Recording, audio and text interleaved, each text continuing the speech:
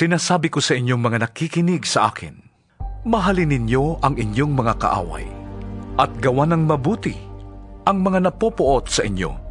Pagpalain ninyo ang sumusumpa sa inyo at ipanalangin ang mga nang-aapi sa inyo.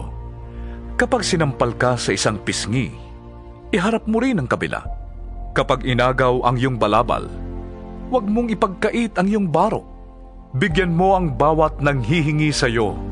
At kung may kumuha ng iyong ari-arian, huwag mo nang bawiin pa ang mga yon. Gawin ninyo sa iba ang ibig ninyong gawin nila sa inyo.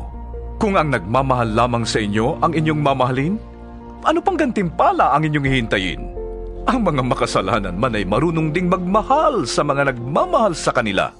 Kung ang mga mabuti lamang sa inyo ang inyong gagawa ng mabuti, ano pang gantimpala ang inyong hihintayin?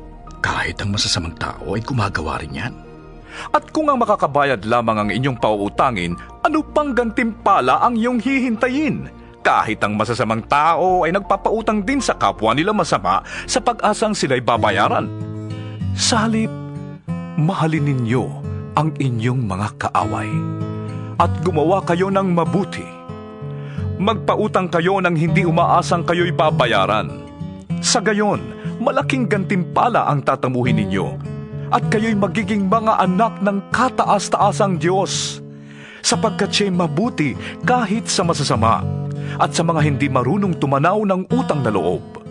Maging mahabagin kayo na gaya ng inyong Ama